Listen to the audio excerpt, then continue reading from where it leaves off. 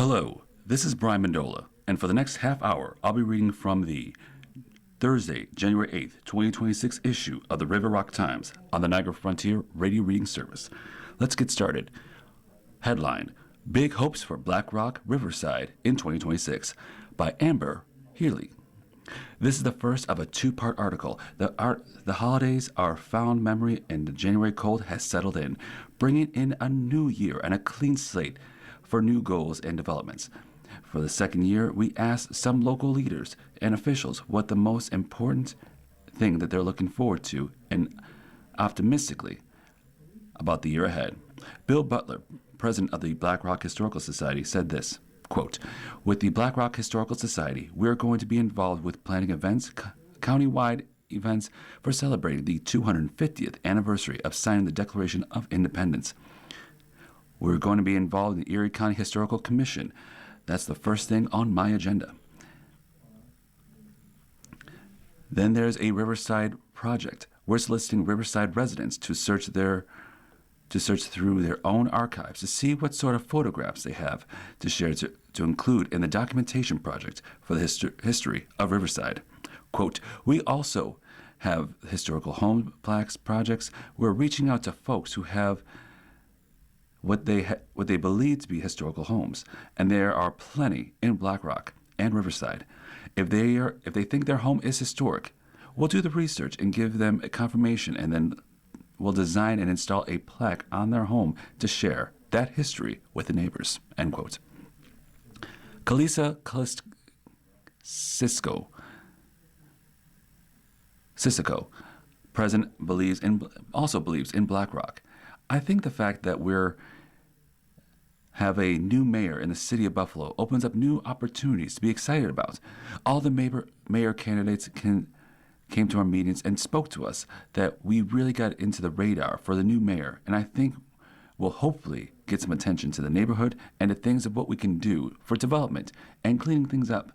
I'm a big fan of cleaning up the litter, so I'm hoping to talk to Mayor Sean Ryan to putting together a task force or committee to bring together art people, sports people, the school district, the city, and black club businesses to get awareness about what's happening to our Buffalo clean city, a queen city and clean city.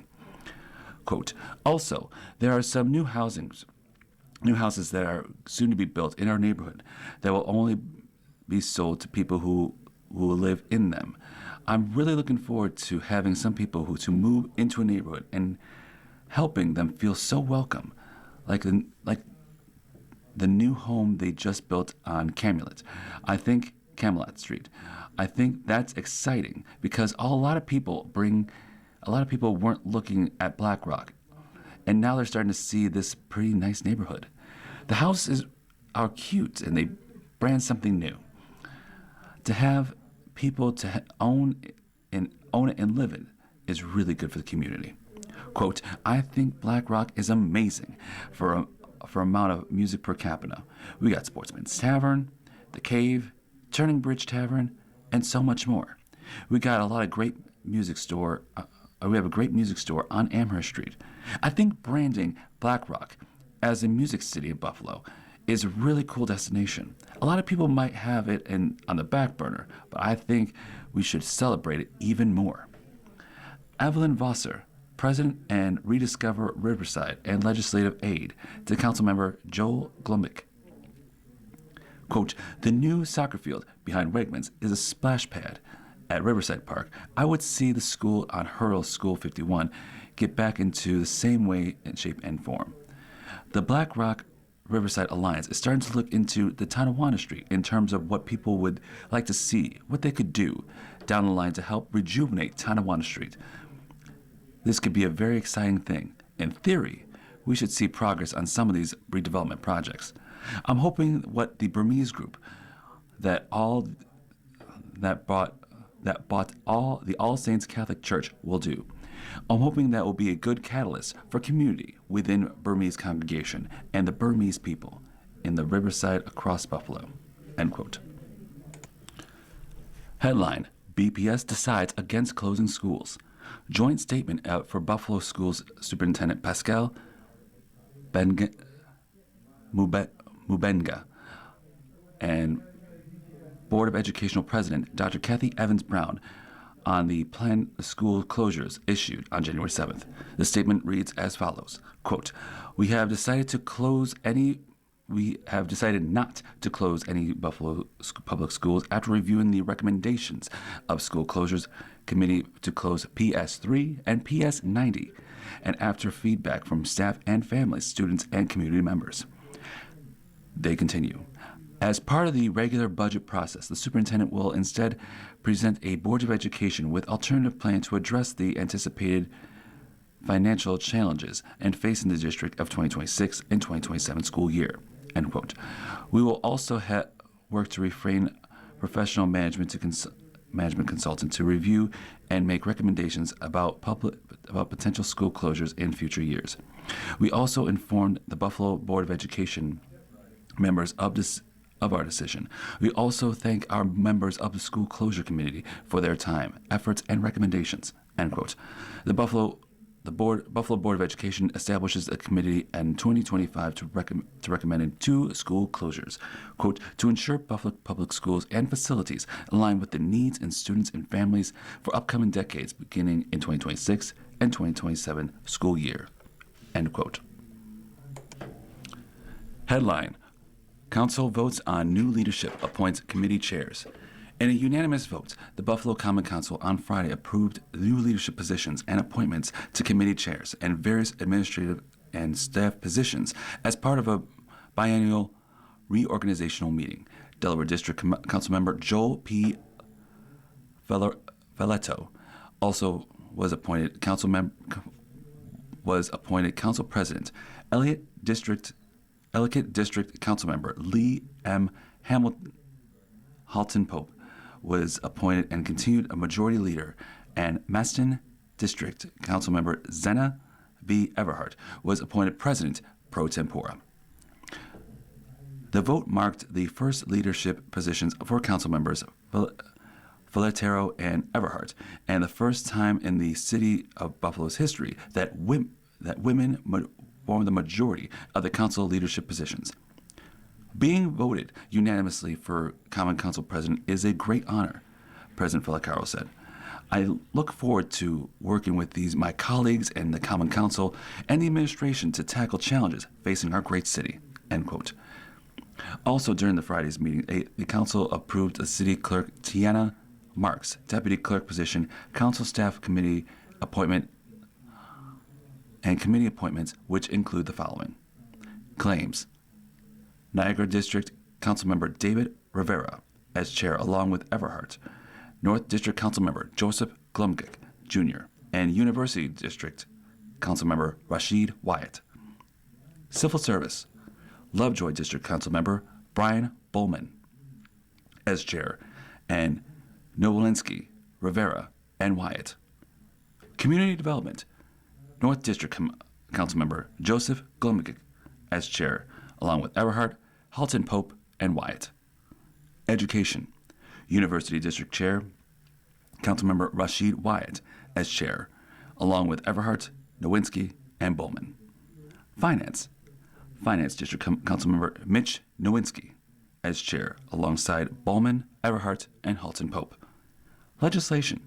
School District Councilmember Chris Scanlon as chair, along with Glumgick, Halton Pope, and Rivera. Rules. Forotero as chair, alongside Everhart, Halton Pope.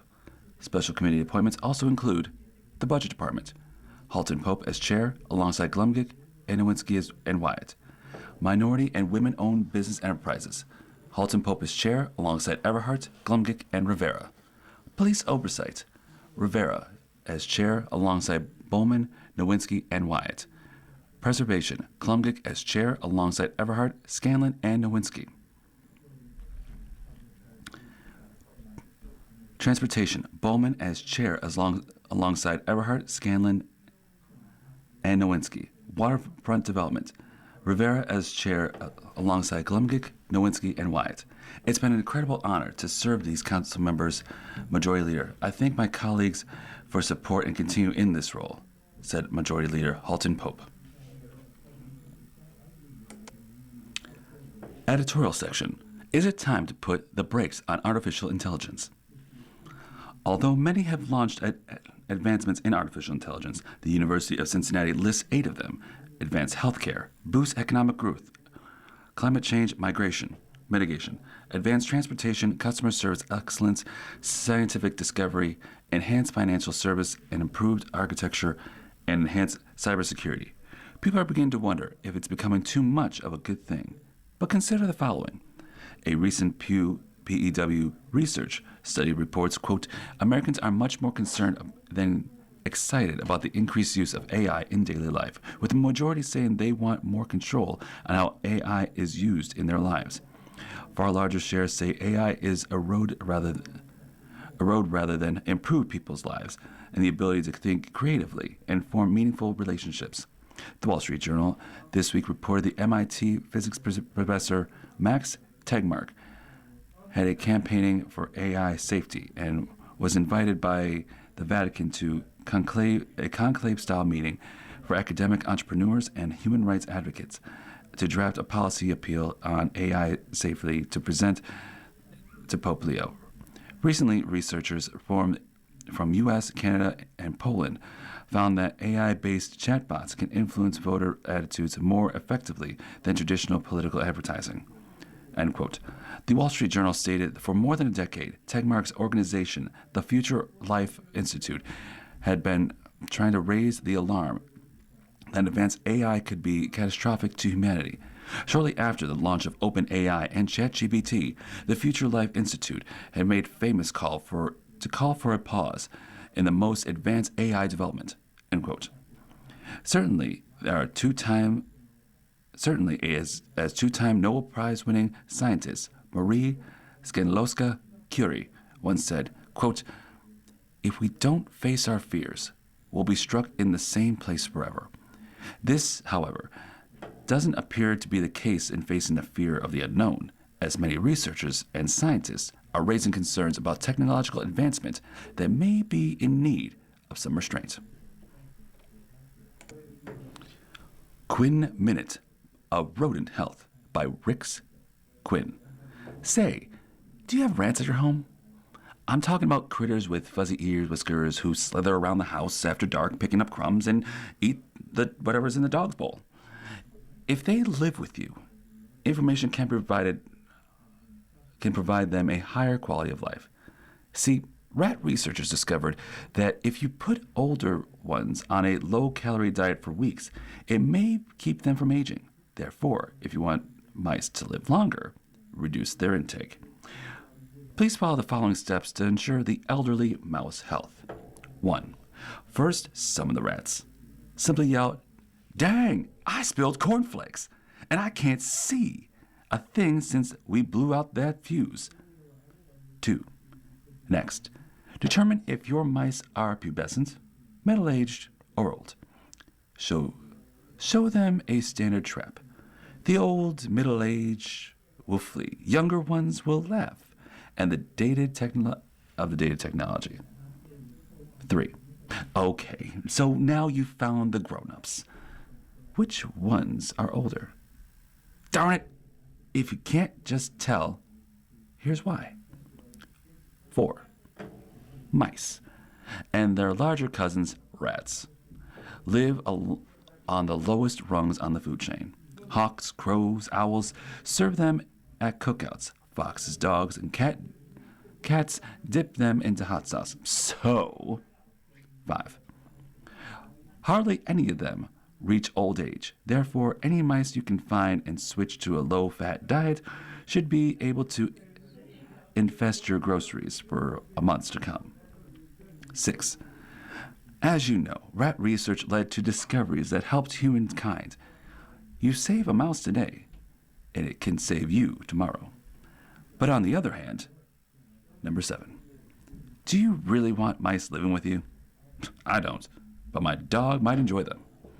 You can read more about Rix Quinn's ideas on memoir and biography writings and go into this link, https://rixquinn.substack.com.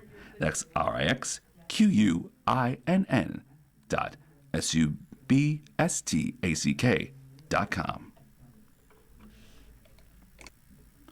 You are listening to reading of articles and features of the River Rock Times on the Niagara Frontier Radio Reading Service. D District Blotter, compiled by Roxy Harbison, week of January 8th, 2026. As are all persons accused of a crime, the defendant is presumed innocent until proven guilty in a court of law. Number 1. On December 1st, at a large department store on Delaware Avenue, the defendant, 24-year-old Buffalo male, and two co-defendants did take without permission $1,020 worth of winter coats and passed all the points of purchase. Subjects did flee when confronted with loss and prevention and left in New York registered vehicle. Number 2. Defendant, a 34-year-old Buffalo woman was a passenger in a New York registered vehicle. Upon inventory search of said vehicle prior to a tow at Hurdle and Short, officer did discover a clear tied-off plastic baggie containing white rock-like substance consistent of crack cocaine inside a pill bottle with approximately 6.8 grams, along with a pill bottle with no label containing 600 milligrams of gabapentin. Another officer recovered from a right front pocket to the defendant a clear crystal in a plastic baggie with the approximate weight of 1.2 grams consistent of crystal meth. Co-defendant is a 29-year-old man with no permanent address, NPA, operator of the vehicle. Number 3. Defendant, 29-year-old male, NPA, was operating a New York registered vehicle westbound on Hurdle and did pass the steady red light at Hurdle and St. Florina directly in front of officers. Upon stop, defendant was operating a revoked status. Upon inventory of vehicle prior to tow, officers did discover a clear tied-off baggie containing a rock-like substance consistent of crack cocaine inside a pill bottle alongside said pill bottle with no label containing 600 milligrams of gabapentin and 6.8 grams of crack cocaine. Vehicle now impounded. Number 4. Offender. A 37-year-old Buffalo man did break in victim's phone estimated at $1,000, preventing the victim from calling 911 from her Military Road location. Offender did grab the victim, throwing her to the ground. Incidents occurred in front of a 7-year-old and a 5-month-old children, putting them in fear. Victim is in fear for her safety. Number 6. On January 1st, inside Tonawanda Street gas station, the defendant, a 20-year-old Lackawanna man, alongside a co-defendant, began punching and kicking and shoving the victim. The victim sustained minor injuries, including bruising and pain from said strikes during the altercation, which stemmed from a dispute earlier that day about a cell phone being thrown. The victim alleged that a $1,600 and the New York State identification was taken by the defendant and co-defendants. It is also alleged that during this course of action of robbery, that one of the co-defendants displayed a knife. The defendant was apprehended at the address of the Tonawanda Street. While investigating, the defendant's ID was photo-airy and was produced by a detective. Same guy on January 2nd, a defendant at 20-year-old Lackawanna, New York, was inside a gas station on Tonawanda Street, struck a victim in the head multiple times with a handgun, causing pain and lacerations above the left eye. The victim attempted to call 911, but alleges the defendant took his phone and to prevent him from calling said help. Detectives responded to the scene to speak to the defendant, at which time he attempted to flee the scene, but was apprehended inside the store. And after being placed in custody, through plain field detective felt that there was a consistent with the firearm in the defendant's front right coat pocket. Upon search of the pocket, one Taurus GT N 9mm handgun loaded with 11 rounds in the magazine was recovered. Weapons submitted by CPS laboratory and photos were taken. Defendant was identified via photo-airy co-defendant, a 19-year-old Lackawanna, New York man. Complaint reports on December 30th, the defendant, a 35-year-old Riverside man, did enter a large discount store on Delaware Avenue and did conceal 2 cans of infant formula worth $73.88 into a back pocket. Taken without permission, the defendant did then pass all points of purchase at the time. Victim, girlfriend, reports the defendant, a 30-year-old Black Rock man, did push her to the ground on East Street, causing bruising that left her arm, threatened to kill her, and did hold an axe to the victim's neck. Defendant is in violation of order of protection. Axe recovered inside a blue Sting bag in the bathroom. Defendant, a 31-year-old Buffalo man, did scale the side of a building on Peter Street and did break the upstairs window to gain entry by damaging the same, estimated $150. While inside, the defendant did kick in the lower upper floor rear apartment door to gain entry to lower apartment. While the upper apartment defendant did not have the oven on to bake with gas running and the stove door open. Defendant, 33-year-old Riverside woman, did arrive to the address on Crowley Street and did get to a verbal altercation with a complaint. Defendant did destroy an on-television ONN TV valued at $600, a bedroom door valued at $50, and a pair of Langdale shoes, price of $900, and a pair of Air Force IS Tiffany sneakers valued at $400. Defendant did grab a hammer to attempt to destroy other items. Buffalo Briefs. Community Foundation Scholarship process is open. The Community Foundation for Greater Buffalo Scholarship application for process for 2026-2027 academic year is now open. Applications are due by May 1st of 2026 and must be submitted online at www.cfgbscholarships.org.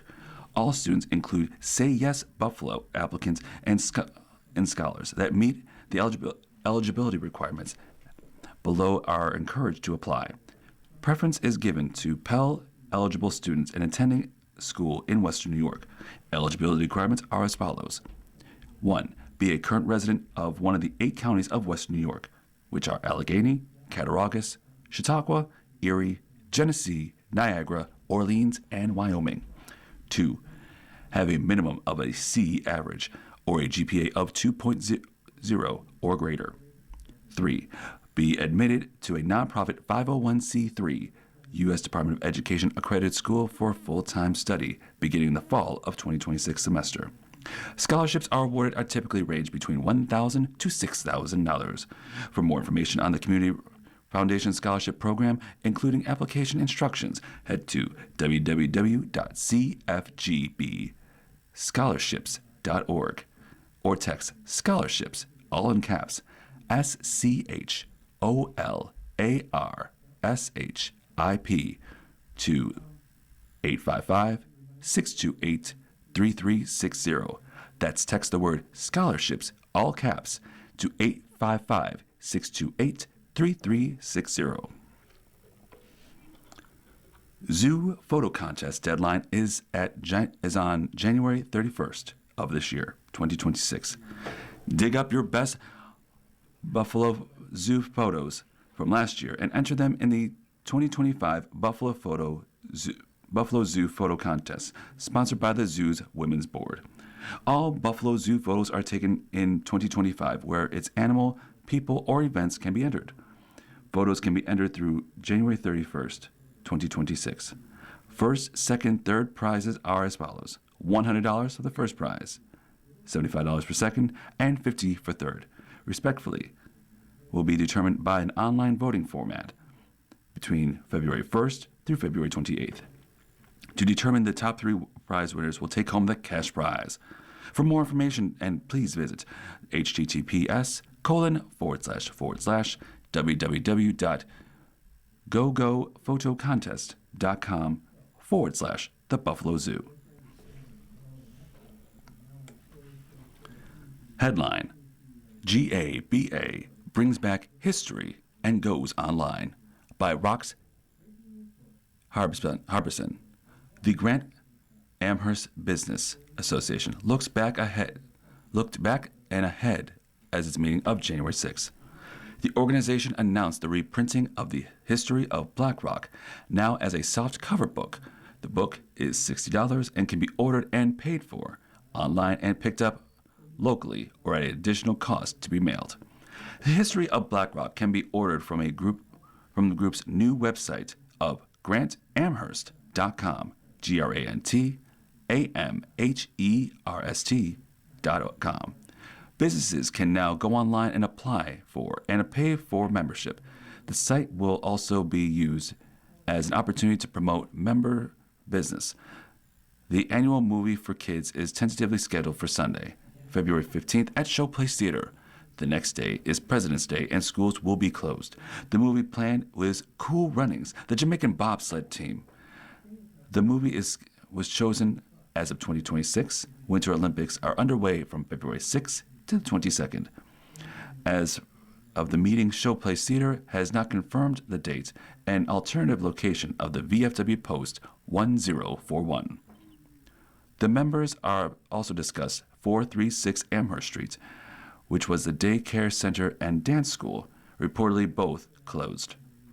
Spring cleanups are being planned. One proposal was to hold one before Earth Day, April 22nd. Buffalo Niagara River Keepers will be speaking at the February meeting.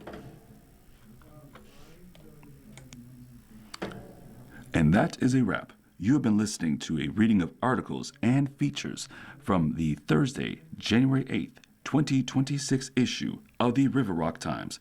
We read the River Rock Times on Tuesday at 8:30 a.m. Your reader today has been me, Brian Mandola. Thank you for listening. The Niagara Frontier Radio Reading Service of P.O. Box 575, Buffalo, New York 14225. Radio Reading Studios of 1199 Harlem Road, giving the blind a chance to read since 1987. For all other questions and inquiries, please give us a call at 716-821-5555. That's 716-821-5555.